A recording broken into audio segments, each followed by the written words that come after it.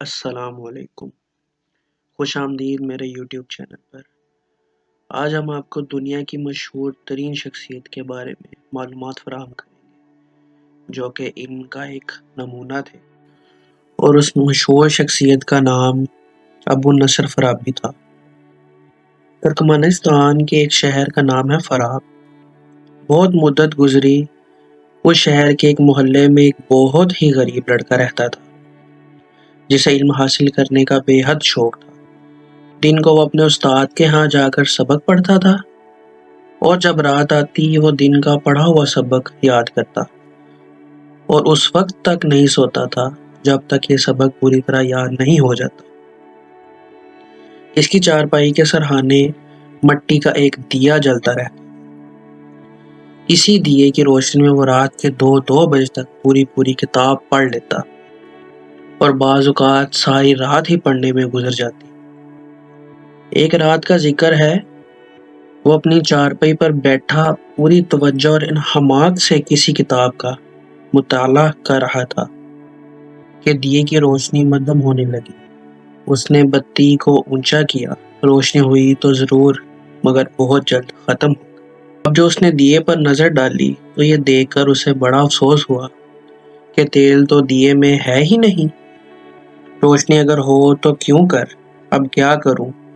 اس نے اپنے دل میں سوچا۔ رات آدھی کے قریب گزر چکی تھی، شہر کی دکانیں بند ہو چکی تھی، اور اگر وہ کھلی بھی ہوتی تو لڑکے کو کچھ فائدہ نہ ہوتا، کیونکہ اس کے پاس تیل خریدنے کے لیے بھی پیسے نہیں تھے۔ پیسوں کے بغیر کون دکاندار تیل دے سکتا تھا؟ اس حالت میں بہتر یہی تھا کہ وہ کتاب ایک طرف رکھ کر سو جائے، مگر ابھی تو اسے پورے 2 گھنٹے اور پڑھنا تھا۔ وہ یہ 2 گھنٹے کس طرح ضائع کر سکتا، اور پھر دوسرے دن بھی اس کے پاس کہاں سے پیسے آتے؟ روٹی تو وہ ایک مسجد میں جا کر کھا لیتا، اور محلے کے ایک بچے کو پڑھا کر جو رقم ملتی تھی اس سے وہ اپنے لیے معمولی کپڑے اور تیل خرید لیتا تھا۔ لیکن اسے حال ہی میں جتنے پیسے ملے تھے وہ خرچ کر چکا تھا۔ دیے کس طرح بجھ جانے سے وہ بہت پریشان تھا۔ وہ اپنی کوٹری سے نکل کر دروازے پر آ بیٹھا۔ رات کا اندھیرا ہر جگہ پھیلا ہوا تھا، کہیں کوئی چراغ جلتا ہوا دکھائی نہیں دے رہا تھا۔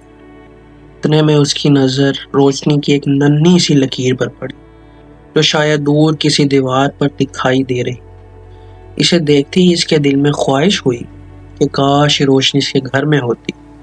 روشنی دیکھ کر وہ اٹھ بیٹھا اور یہ معلوم کرنے کے لیے کہ یہ کہاں سے آ رہی، ادھر قدم اٹھانے لگا جدھر سے روشنی آ رہی تھی۔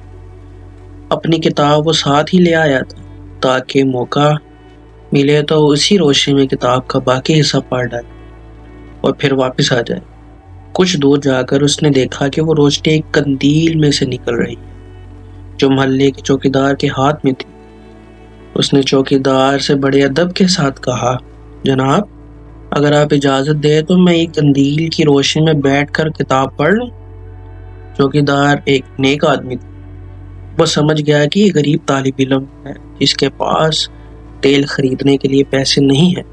وہ بولا، ہاں بیٹا، پڑھ لے، میں تھوڑی دیر یہاں بیٹھوں گا، یہاں بیٹھ جا۔ لڑکا کتاب پڑھنے لگا۔ اب مشکل یہی تھی کہ چوکیدار ایک ہی جگہ زیادہ دیر نہیں بیٹھ سکتا تھا، اس لیے اس سے کہنے لگا، بیٹا تم گھر جاؤ اور سو جاؤ، مجھے آگے جانا ہے۔ لڑکا بولا، آپ ضرور آگے جائیے، جہاں جی چاہے میں آپ کے پیچھے پیچھے چلوں گا۔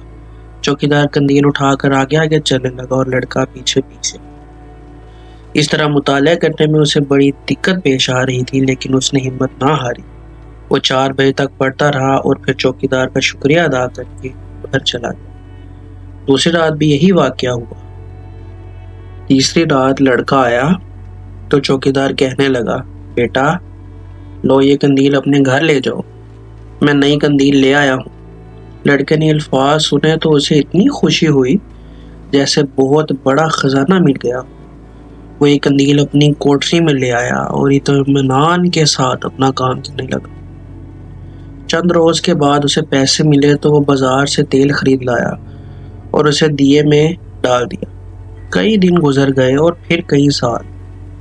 لڑکا جوان ہو گیا، جیسے جیسے اس کی عمر بڑھتی چلی جاتی تھی اس کا علم بھی بڑھتا جاتا، اور پھر ایک دن ایسا آیا کہ وہ اپنے وقت کا سب سے بڑا استاد بن گیا۔ بڑے بڑے عالم فاضل لوگ دور دور سے اس کے پاس آتے اور اسے علم حاصل کرتے تھے۔ وہ علم کا ایک ایسا دریا بن گیا جس سے علم کے پیاسے اپنی پیاس بجھاتے رہتے تھے۔ جانتے ہو بچوں، یہ لڑکا کون تھا؟ یہ تھا ابو نصر فارابی۔ فارس ایران کے اس عظیم مسلمان فلسفی اور سائنسدان کی وفات کو کئی سو برس گزر چکے ہیں، مگر اس کی عزت و عظمت میں کوئی فرق نہیں آیا۔ اس کا نام سب بڑے احترام سے لیتے ہیں اور لیتے رہیں گے۔